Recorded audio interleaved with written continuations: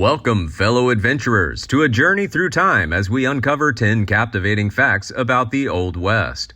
Saddle up and prepare to be amazed by the untamed tales of cowboys, outlaws, and the legendary frontier that shaped the American spirit.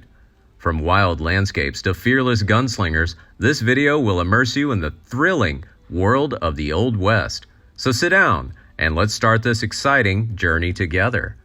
Remember to hit the like button because it helps us a lot. And don't forget to subscribe to the channel and press the notification bell to not miss the upcoming interesting videos. 10. The Wild West was once part of Spain.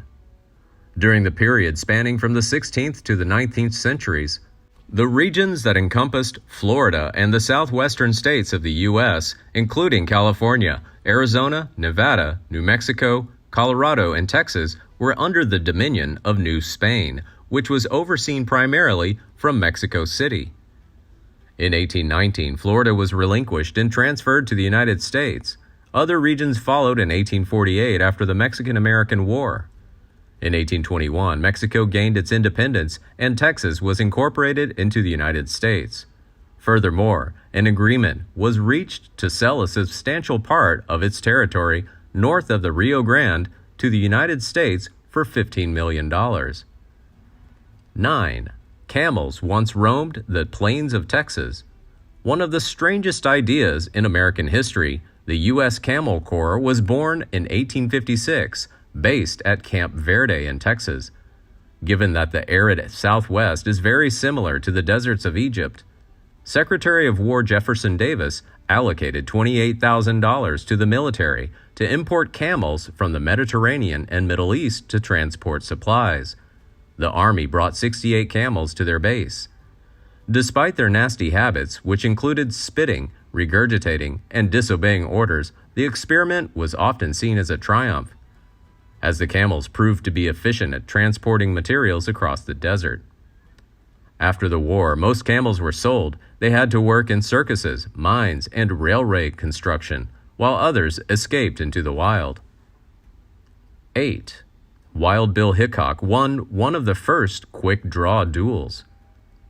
One of the few recorded instances of a classic fast-draw duel took place on the 21st of July, 1865 in Springfield, Missouri, between famous gunman Wild Bill Hickok and gambler Davis Tutt. Their dispute stemmed from unresolved gambling debts, bringing tensions between once friends to the fore, eventually leading to a climactic confrontation in the town square. Standing sideways to each other around 69 meters apart, both subjects opened fire almost simultaneously. Tutt missed, but Hickok hit the mark, killing his opponent. Hickok was later acquitted of manslaughter. Contributing to his legendary status, an article published in Harper's Magazine in 1867 chronicled this fascinating event. 7. The California Gold Rush wasn't the first in America. In 1799, in Cabarrus County, North Carolina, a young Conrad Reed, as a boy, found a large yellow rock in his family's field. When he gave it to his father, John Reed, neither of them knew what it was. The family is said to have used it as a home decoration for several years until a visiting jeweler recognized it as a 17-pound nugget of gold. After seeing it, he learned its trade value. In 1831, he began mining underground. John Reed died at the age of 88 on May 28, 1845, wealthy from the gold found on his estate. The second great gold rush took place in Georgia in 1828. While the original discoverer remains unclear, many reports originate in North Georgia, attracting a wave of seekers who flocked to the area to seek their fortunes. Notably, in White County, more gold is found in creeks and rivers. The famous California Gold Rush occurred in 1848 at Sutter's Mill. James Wilson Marshall, who was engaged in the construction of a sawmill along the American River, stumbled upon gold. Although his discovery took place in January, it was initially met with skepticism. It wasn't until May of 1848, when one of his staffers brandished bottles filled with gold dust, that the news spread quickly, sending large numbers of people to California in pursuit of the precious metal. 6. Forget Jamestown. The oldest settlement in the United States is Acoma Pueblo. Jamestown was settled in 1607, but Acoma Pueblo in New Mexico has been established since AD 1150, making it the oldest continuously inhabited community in North America. It is a federally recognized Indian tribe, home to 4,800 tribe members, and known as their Sky City. 5. Billy the Kid was orphaned at age 15, and Jesse James was the son of a preacher. Two of the Wild West's most notorious outlaws led hard lives you might not expect. The boy known as Billy the Kid, Henry McCarty, had a turbulent childhood. He was born in New York in 1859 to Catherine and Patrick McCarty. Within a few years, his father died. Catherine McCarty and her sons moved to Indianapolis, Indiana, then to Kansas, and then to New Mexico. On September 16, 1874, Catherine died of tuberculosis. Not long before, her new husband, William Antrim, abandoned the McCarty boys. Henry was 15 years old at the time. Meanwhile, Jesse James was the son of Robert James, a Baptist minister and a slave-owning farmer in Missouri. Unfortunately, when Jesse was only 3 years old, his father passed away. Thereafter, Jesse James pursues a life marked by robbing banks and trains.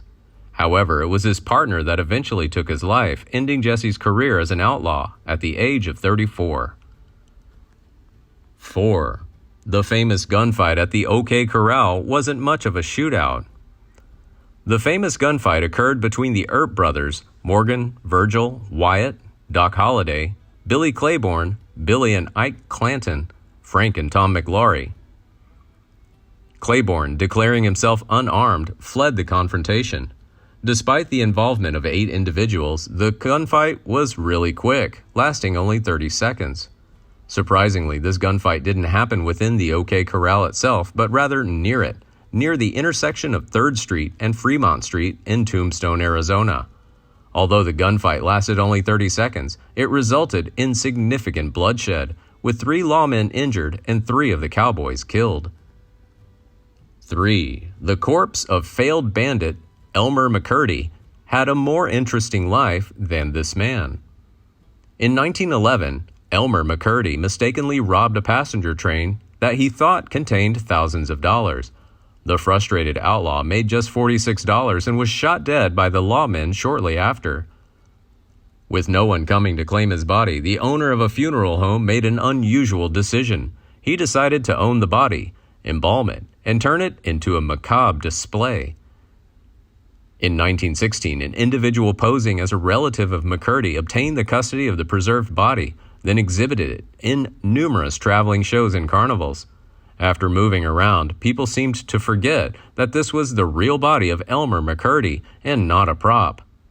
It wasn't until December 1976, during the filming of an episode of The $6 Million Man, that a startling revelation occurred that the arm of the prop was broken, exposing human tissue. Through investigation, it was discovered that it was a body of McCurdy.